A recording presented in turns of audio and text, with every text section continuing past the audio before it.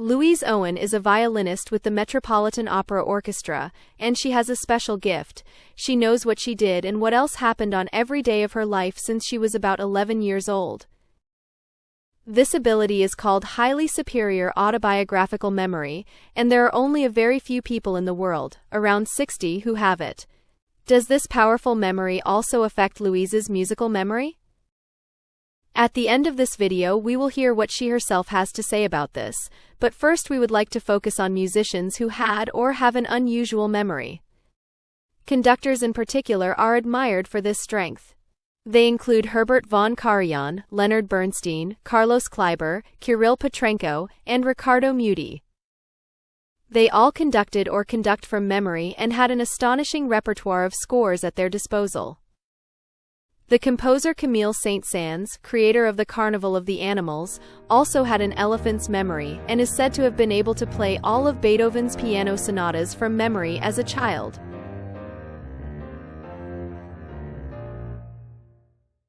Could you list all the conductors we mentioned? And if so, how many were there? And in what order? I'm just saying. In an interview with Austrian radio, Cornelius Meister, who also prefers to conduct from memory, describes the forms of memory that come into play. First, according to him, auditory memory plays a central role, the ability to imagine the music sounding internally. It allows us to read a score like others read a book, while imagining the music acoustically. The second type of memory that comes into play is motor or procedural memory, in which movement sequences are stored.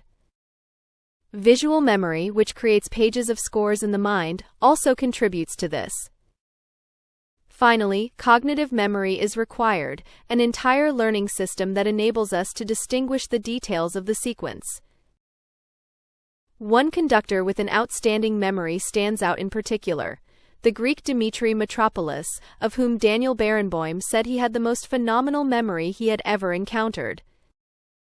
Not only did he know all the parts in a rehearsal by heart, he could also recall all the performance markings and instructions and, at any time, recall the bar number of the passage being rehearsed. These results can be trained using mnemonic techniques. It is therefore difficult to say how to evaluate such achievements. This makes musicians who only need to look through or play a piece once and can then immediately reproduce it in every detail all the more astonishing. This ability is possessed not only by a graduate of Berklee College of Music, but also by a legendary violinist, as reported by his student Yehudi Menuhin. Tony Dubois is a blind autistic musician who learned to play 23 instruments with ease. His repertoire includes over 10,000 pieces that he can play from memory. He only needs to hear or play a piece once to be able to reproduce it immediately. Yehudi Menuhin tells the following story in his autobiography, Unfinished Journey. He was studying Wagner's opera Tristan and Isolde with his teacher George Enesco in New York when Maurice Ravel excitedly rushed into the room, clutching his newly composed violin sonata.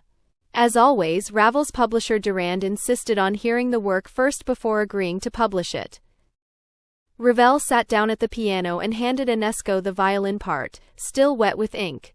Enesco played the demanding work from the sheet music without any problems, put the notes aside and said that it would certainly be no mistake to go through the whole piece again. Then he played the entire sonata from memory once more. And Louise Owen? Is her ability limited to episodic memories of her life? In a 2011 interview with the magazine of California's Biola University, she explained that she is often asked this question. Her answer, I'm never quite sure how to answer it because I had a really great musical memory long before I knew I had this autobiographical memory as well, or before the autobiographical ability kicked in on a consistent basis here. But I do know that I've had a really unfair advantage in being able to memorize music easily.